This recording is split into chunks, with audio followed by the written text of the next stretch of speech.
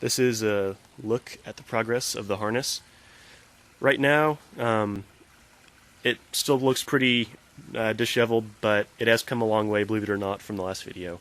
So over here, this is zero progress. I haven't done the ignition side yet. That's going to be probably done after I verify that I'm getting a clean RPM signal from the Hall effect sensor, and I'll kind of do that last. This is obviously the injector harness. Just gets 3 wires. It's in batch fire mode, just like the DME had it. So you have 1 voltage, and then whichever one of these is 1 and 4, and then the other one is 2 and 3, and they just fire the injectors. Pretty straightforward. That's going to just go, right in where the old one did. And these have nicer connectors. Look at that. No more digging around with that little metal clip. I tried to use those actually for pretty much every connector that uses that style. So the bulk of it, if you're looking just at wiring count alone, comes up here. This isn't anywhere near final. I just wanted to kind of lay it to see, so I knew what length to cut it at. These are all just the sensor wires, and these go down to your coolant temp, your IAT, intake air, map sensor, TPS. Anyway, nothing really crazy. Every wire is labeled really nicely. Like there's, of course, this is the one time my camera's not going to focus. TPS SIG, so that's going to read the potentiometer pin and tell MicroSquirt how far open the throttle position is. This is actually one that I haven't hooked up yet, is the TPS, because that's actually, I need to install that 6-pin connector. I got one of those from Ian at 944 online for like 20 bucks.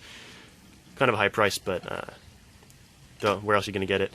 So anyway, intake air temp, just, solder, heat shrink, just easy stuff that goes on. You can see it even says IAT on the line, like, to be an idiot not to be able to do this. So anyway, the only thing that's really mixing it up is this line right here, which is a signal ground. MicroSquirt has that running directly to it from the sensor ground so that it's not disturbed by the high power grounds coming from your injectors, your ignition, and whatnot. So, and you need to have a signal ground to your map sensor, your coolant temp, intake air. So what I did is I just took it, fed it into this connector, and then I have it coming out, and they're just attached right there.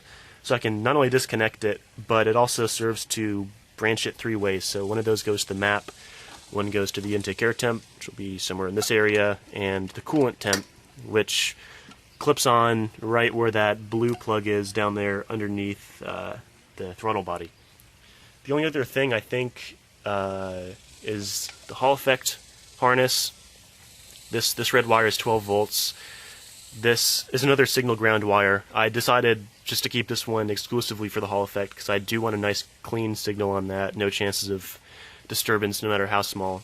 And this thicker wire is actually the input for the variable reluctance sensor. And I know it's obviously not a VR sensor, but MicroSquirt will read it as a processed VR signal as it is a square wave. And that I terminated that just a junkyard Bosch 3-pin, which I'll then install the matching side on the Hall effect.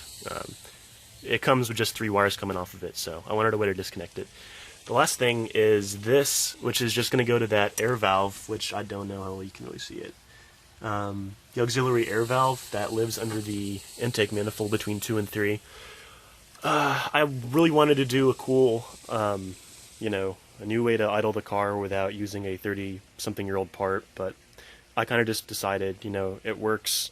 I really am kind of low on energy from having to do the rest of this stuff, and kind of have a lot on the plate already with the silly coil and plug conversion and tuning. I haven't even started tuning, so I thought I'd just keep this in place for now. It'll get 12 volts switched. The other side of this is a ground, which I'll just attach to that headlight or whatever. The ground down there by the headlight.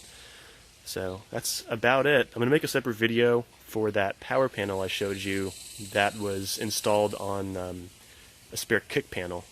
And that's coming along. That's almost done. And that's honestly where the majority of my work has been the last couple of days. So, alright. I totally said that I would make a separate video, but I thought, I don't know. I'll just be quick about it. It's not very complicated. It's just a kick panel. A little bit dinged up from a parts car, but it'll suit my needs well, I think. All it is a place to put the MicroSquirt, or MicroSquirt, if you want to get technical. The relays, of which there are only 3, replacing the DME relay, and a fuse panel and a junction box. It's really pretty pretty basic. It took a long time to kind of do all this neatly, but all it does is you hit the ignition switch, 12 volts come in, it's invisible wire, powers up this relay, which is grounded out through here. This just clips in, and this just grounds to the frame somewhere. That relay comes on, passes 12 volts, which I don't have it installed in the relay yet, but this will go in there. That passes, big, 10 gauge wire down to this lug, which powers this fuse panel. This just kind of powers the general stuff, heated O2 sensor, the power side for the fuel pump relay. Now, it's important to know that the reason this one isn't grounded, this is the ground for the activation side of this relay, is MicroSquirt actually provides it a ground at, I think it's like 200 RPM or something, whenever you're cranking then it turns the fuel pump on, kind of like how our DMEs do as a safety thing. So MicroSquirt, one of the pins will actually terminate here, and so one side is grounded by MicroSquirt, the other side gets 12 volts from this fuse panel. So then the fuel pump comes on, and it will take a fuse 20 amp from here, kind of this is the same spec as the stock fuse for the fuel pump, and then throw it out here. So this will just go into the car's wiring harness to power the fuel pump. The rest of it is just stuff like heated O2, one of them which will ground there and be powered by, I think, this 5 amp or something. Ignition coils are on the relay. I thought it would be better safe than sorry. They do sink a lot of current because they're going to be LS coils running in wasted spark. I thought that would be kind of a lot of stress to put on the rest of the components, so I'll just kind of put it on its own relay.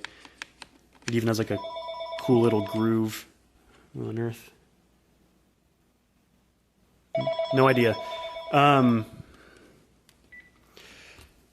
Pretty much that's it. Not a lot to it. It will just mount up. I kind of started, labeling these. I got this stupid thing for like $15. It's actually pretty nice. $15. I just had to go buy batteries for it because, like, why would it include batteries? That's really cool. I'm just going to kind of start labeling everything. It will install in the normal spot for a kick panel and keep everything nice and out of sight, hopefully out of harm's way, so that it'll be solid. No more DME relay having to do a bunch of gymnastics just to like get your car to start in the morning. So hopefully these are really robust. Like it feels solid. I'm hoping that it installs as easily as it looks.